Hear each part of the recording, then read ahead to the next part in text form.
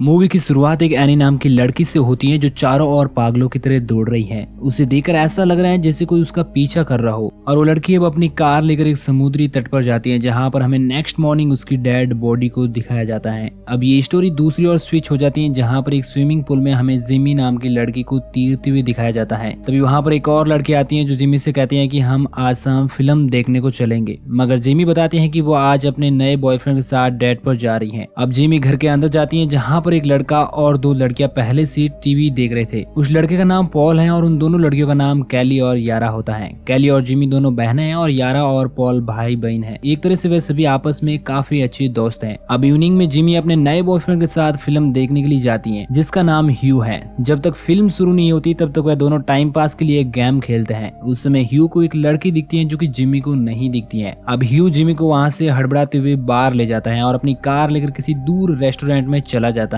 वह उसे नहीं बताता है कि उसने फिल्म को क्यों नहीं देखा। अब वे दोनों अपना डिनर एंजॉय करते हैं जहां पर हमें एक अनजान व्यक्ति को दिखाया जाता है जो उन दोनों की ओर लगातार बढ़ रहा है। अब दूसरे दिन मॉर्निंग में कैली और जिमी सड़क पर टहल रही है। तब जिमी उसको बताती है कि लास्ट नाइट ह्यू कुछ अजीब सा लग रहा था। तब हमें एक लड़के को दिखाया जाता है जो अपनी कार वॉश कर रहा है। असल में वह लड़का जिमी का एक्स बॉयफ्रेंड है। अब उसी रात जेमी अपने बॉयफ्रेंड ह्यू के साथ बीच पर जाती है जहाँ पर वे एक दूसरे को फर्स्ट टाइम किस करते हैं। अब वो दोनों वापस अपनी कार में आते हैं और एक दूसरे से शारीरिक संबंध बनाते हैं। उस समय ह्यू अचानक जेमी के मुंह पर क्लोरोफॉर्म का रुमाल रख देता है और उससे वो बेहोश हो जाती है। जब उसे होश आता है तो अपने आप को एक व्हील चेयर पर बंधा हुआ पाती है और ह्यू उसके चारों ओर टहल रहा होता है। अब ह्यू जिमी को कुछ ऐसा बताता है जिसे वो समझ ही नहीं पाती है। वो कहता है कि मैंने तुम्हारी सुरक्षा के लिए बेहोश किया है। जब हम सिनेमा हॉल में थे तब वो लड़की जो मुझे दिख रही थी वह एक आत्मा थी। वह बुरी आत्मा मेरे पीछे पड़ गई है। वह आत्मा एक इंसान से दूसरे इंसान में सेक्सुअली एक्टिविटी से ट्रांसफर होती है। मतलब जिस इंसान पर उस आत्मा का श्राप है, अगर वह किसी और इंसान के साथ सेक्स कर लेता है तो उसकी ओर अट्रैक्ट हो जाती है। और मैं तुम्हारे साथ सेक्सुअली इंटरफेरेंस हो चुका हूँ इसलिए वो अब तुम्हारे पीछे भागेगी। इसकी एक खास बात ये है कि ये हमेशा पैदल और धीमे धीमे चलती है और हमेशा अपना रूप बदलती है। अब वहाँ पर एक नेक्ड लेडी आती है जो लगातार जिमी की ओर बढ़ रही है और ह्यू बताता है कि ये वही आत्मा है। इससे बचने के लिए तुम्हें किसी और के साथ सेक्सुअली इंटरफेरेंस होना पड़ेगा। अब जिमी को लेकर दौड़ता है और उसे गाड़ी में डालकर वहाँ से निकल जाता है। दूसरी ओर वह तीनों बैठे बैठे ताश खेल रहे थे। तभी वहाँ पर एक गाड़ी आती है और ह्यू जिमी को गाड़ी से नीचे गिराकर वहाँ से चला जाता है। अब वो लोग पुलिस को फोन करते हैं। पुलिस वहाँ पर आती है। तब जिमी अपने साथ हुए हादसे के बारे में उन्हें बताती है और ह्यू के घर का एड्रेस भी बताती है। अब अगली सुबह जब जेमी अपने बॉडी को चेक कर रही होती है तब उसकी खिड़की पर एक रेड बॉल टकराती है। वह बाहर की ओर झांकती है तो वहाँ पर कोई नहीं था, मगर हमें एक आदमी को दिखाया जाता है जो उस खिड़की से अंदर की ओर झांक रहा था। अगले सीन में हम जेमी को अपने क्लासरूम में बैठा हुआ पाते हैं जहाँ पर एक टीचर अपने साथ हुई किसी हॉरर स्टोरी को सुना रही है। तभी जिमी को एक बूढ़ी औरत उसकी ओर आते हुए दिखाई देती है। वह वहाँ से भागते हुए बाहर जाती है। तब भी वह उसका पीछा कर रही है। वह औरत सिर्फ जेमी को ही दिख रही होती है। वह वहाँ से अपनी कार लेकर निकल जाती है और पॉल और कैली के पास जाती है। वह उन दोनों को सब कुछ बताती है। तब वह डिसीजन लेते हैं कि आज रात हम लोग सभी साथ में ही रहेंगे और नाइट में सभी लोग साथ में सोते हैं। उसमें पॉल अकेले बैठे हुए टीवी देख रहा था और तब जिमी वहाँ पर आती है और वह कहती है कि मुझे वहाँ पर नींद नहीं आ रही है। तब पॉल कहता है कि चलो कोई नहीं, यहाँ पर सोफे पर सो जाओ। तब वे दोनों अपने बचपन की रोमांटिक बातों को याद करते हुए बातें कर रहे थे कि अचानक खिड़की का कांच टूटने की आवाज आती है। जिमी डर जाती है और वह पॉल को देखने को कहती है। तब पॉल पहले अपने सभी फ्रेंड्स को उठाने के लिए जाता है। पीछे जिमी सोफे से उठती है और किचन में जाती है। तब उसे वहाँ पर एक लेडी दिखती है जो कि आधी नंगी है और वो पेशाब करते हुए जिमी की ओर बढ़ रही है। उसको देखकर जिमी बहुत ज्यादा डर जाती है और वह वहाँ से भागना शुरू कर देती है और बाद में वे खुद को ऊपर के कमरे में बंद कर लेती हैं। अपने दूसरे दोस्तों की रिक्वेस्ट पे वो किसी तरह दरवाजा खोलती हैं और उससे उस घटना के बारे में बताती हैं। तब एकदम से कोई दरवाजा खटखटाता है। जब वे दरवाजा खोलते हैं तो वो यारा होती है, लेकिन अचानक उसके पीछे से एक लंबा और अंधा आदमी आता है जिसे देखकर जिमी बहुत ज्यादा डर जाती है और खिड़की से कूदकर अपनी साइकिल से गार्डन की ओर भाग जाती है। वह अंधा आदमी और औरत एक ही शैतान होता है जो अपना रूप बार बार बदल रहा है। अब सभी दोस्त उसके पीछे पीछे भागते हुए उसके पास जाते हैं और जिमी को शांत करते हैं। अब वहाँ पर जिमी का एक्स बॉयफ्रेंड भी आता है और वह उसकी मदद करने को कहता है। नेक्स्ट मॉर्निंग वे सभी ह्यू के घर जाते हैं तो वे देखते हैं कि वहाँ पर तो कोई नहीं है, सारा घर बिखरा पड़ा है। तब उन्हें वहाँ पर ह्यू का एक फोटो मिलता है जिसमें उसने एक हाई स्कूल का जैकेट पहना होता है और वे सभी ह्यू के बारे में जानने के लिए हाई स्कूल में जाते हैं। तब उन्हें पता चलता है कि उसका नाम जेफ रेमंड है। ह्यू तो उसका नकली नाम था। अब यारा कहती है कि ये हमें पुलिस को बताना चाहिए, मगर जिमी ऐसा करने से मना कर देती है। अब उन्हें ह्यू यानी जेफ का रियल एड्रेस मिल चुका है और वे सभी उसके घर जाते हैं। तब ह्यू उन्हें बताता है कि इसका कोई इलाज नहीं है। अगर तुम किसी दूसरे इंसान के साथ सेक्सुअल एक्टिविटी करते हो तो ये तुम्हारा पीछा छोड़ देगा, मगर तब भी तुम्हें ये दिखाई देगा। मुझे मुझे आज भी वो आत्माएं दिखाई देती हैं। यू जेमी से कहता है कि तुम तो एक लड़की हो और तुम्हारे लिए तो ये बिल्कुल आसान है कि तुम किसी के साथ भी सो सकती हो। तब ग्रेग कहता है कि ये सब बकवास है, तुम झूठ बोल रहे हो। तब वह कहता है कि मैं खुद भी सेफ नहीं हूँ, अगर वह जिमी को मार देती है तो वह फिर से मेरे पीछे पड़ जाएगी। इस तरह वो वहाँ तक जा सकती है जहाँ से वह शुरू हुई है। तब जिमी उससे पूछते हैं कि ये तुम्हारे पीछे कहाँ से आया। तब वह कहता है कि मैंने एक बार किसी बार में किसी लड़की के साथ एक रात गुजारी थी, तब ये मेरे अंदर आ गई थी। अब वह जिमी को समझाता है कि जब भी तुम्हें कोई सीधे तुम्हारी और आता दिखे तो तुम सावधान हो जाना, और मैं तो यही कहूंगा कि ये आत्मा तुम्हें किसी और को दे देनी चाहिए। अब वे सभी वहाँ से वापस आ जाते हैं। नेक्स्ट मॉर्निंग गर्ग उन सबको एक बीच के पास बने अपार्टमेंट में ले जाता है, जहाँ पर वो जिमी को गन चलाना सिखाता है ताकि वो खुद की सुरक्षा कर सके। अब जब वे सभी समुद्र के किनारे पर बैठे एंजॉय कर रहे थे, तब जिमी के पीछे एक लड़की आती है और वो वही आत्मा होती है। वह आत्मा जिमी के बाल खींचने लगती है और वह किसी तरह उससे बचकर भाग रही होती है। तब भी वो उसके पीछे पीछे आ रही थी। अब वो बुरी शक्ति यारा का रूप ले लेती है। जिमी उस पर गोलियां चलाती है, जिससे वह नीचे तो गिरती है मगर वह फिर से खड़ी हो जाती है। अब जिमी एक कॉटेज के अंदर घुसकर उसका दरवाजा बंद कर देती है। तब वो घोस्ट दरवाजे को तोड़कर एक दूसरे चेहरे के साथ अंदर आ जाती है। अब जिमी वहाँ से बाहर निकलकर ग्रेग की कार लेकर चली जाती है। आगे जाकर उसकी कार का एक नॉर्मल एक्सीडेंट हो जाता है। अगले सीन में हम देखते हैं कि जिमी हॉस्पिटल में एडमिट है और उसके सभी फ्रेंड्स पास में बैठे नींद ले रहे हैं। तभी ग्रेग जग जाता है और वो जिमी के पास जाता है। अब वहाँ पर ग्रेग और जिमी एक दूसरे से शारीरिक संबंध बनाते हैं। क्योंकि ग्रेग पहले से ही इन सब में ट्रस्ट नहीं करा था, इसलिए वो जिमी के साथ ये सब करने में बिल्कुल भी नहीं घबराता है। अब उस बात को 3 दिन हो चुके हैं, मगर ग्रेग कहता है कि उसे अभी तक कोई घोस्ट नहीं दिखा है। अगली रात को जिमी अपने कमरे में बैठे बैठे ग्रेग के घर की ओर देख रही थी ताकि वे पता कर सके कि वो घोस्ट उसका पीछा क्यों नहीं कर रही है। तभी वो देखते हैं कि वहाँ पर सफेद कलर के पैंट शर्ट पहने ग्रेग आता है और वह अपने घर की खिड़की का कांच तोड़ता है। जिमी समझ जाते हैं कि वह वही घोस्ट है जो ग्रेग का रूप ले चुका है। अब वह उसे बताने के लिए कॉल करती है, मगर उसे कोई आंसर नहीं मिलता है। अब वह भागते भागते उसके घर के अंदर जाती है तो वे देखते हैं कि अब वह आत्मा ग्रेग की माँ का रूप ले चुकी है और वह दरवाजे को नॉक कर रही है। जब ग्रेग डोर ओपन करता है तो वह उस पर कूद पड़ती है और उसे मार देती है। जिमी ये सब देखकर वहाँ से अपनी कार लेकर भाग जाती है, क्योंकि ग्रेग मर चुका है और वह घोस्ट अब फिर से उसका पीछा करेगी। वो वहाँ से बहुत दूर एक जंगल में चली जाती है और वहीं पर सो जाती है। नेक्स्ट मॉर्निंग में जब वो जगती है तो वो देखते हैं कि वहीं पास में एक समुद्र है और कुछ ही दूरी पर 3 लड़के नाव चला रहे हैं। अब वो अपने कपड़े उतारती हैं और पानी में उतर जाती हैं। अगर उसके इरादे से देखा जाए तो ऐसा लग रहा था जैसे वो उनमें से किसी एक के साथ सेक्स करके उस डीमन से पीछा छुड़ाना चाहती हो, मगर इसमें ऐसा कुछ भी नहीं दिखाया जाता है। और अगले ही पल सीन चेंज हो जाता है, जिसमें हम देखते हैं कि जिमी गाड़ी लेकर अपने घर आ जाती है और वह सो जाते हैं। तब अचानक कोई दरवाजा खटखटाता है। वहाँ पर पोल होता है और वो जिमी से कहता है कि अगर तुम चाहो तो मैं तुम्हारे साथ सो सकता हूँ और इस डीमंस को अपने पास ले सकता हूँ, मगर जिमी ऐसा करने से मना कर देती है। नेक्स्ट मॉर्निंग वो सभी प्लान करते हैं कि वे एक बड़े स्विमिंग पूल पर जाएंगे और वहाँ पर बहुत सारे इलेक्ट्रिक इक्विपमेंट लगा देंगे और जैसे ही वे घोस्ट आएगा हम उसे मार देंगे। वे अपना सामान लेते हैं और वहाँ से निकल जाते हैं। उस समय हमें उसी डीमंस को उस घर के ऊपर नेक्ड बॉडी में दिखाया जाता है। अब वे सभी अपने इक्विपमेंट सेट कर देते हैं और जिमी पूल के अंदर नहा रही है। तभी वह आत्मा जिमी को आते हुए दिख जाती है। वो डीमन अब जेमी के फादर का रूप ले लेता है। वो पानी में नहीं आना चाहता है और बाहर से ही उसके लगाए हुए इक्विपमेंट को जिमी पर फेंकने लगता है ताकि जेमी बाहर आ जाए और वो उसे मार सके। मगर पॉल एक टॉवल लेता है और जेमी के बताए हुए इशारे के अनुसार उसे फेंकता है और वह टॉवल उस पर ठहर जाता है। पॉल उस पर गोलियां चलाता है, तब वह डीमन पूल के अंदर गिर जाता है और जिमी का पैर पकड़ लेता है। तब आइडिया से पॉल पानी में गोली चलाता है और वह उस डीमंस को लग जाती है, जिससे वह मर जाता है और उसका बहुत सारा खून पूल में फैल जाता है। नेक्स्ट सीन में हम देखते हैं कि जिमी और पॉल सेक्सुअली इंटर्न कर रहे हैं और अब वह दोनों साथ साथ हैं। इसी के साथ ये स्टोरी यहीं पर खत्म हो जाती है। आपको ये कहानी कैसी लगी हमें कमेंट करके जरूर बताएं। ऐसी और फिल्म स्टोरीज और एक्सप्लेनेशन वीडियोस का डेली डोज पाने के लिए इस चैनल को सब्सक्राइब करके नोटिफिकेशन बेल को ऑन कर लीजिए।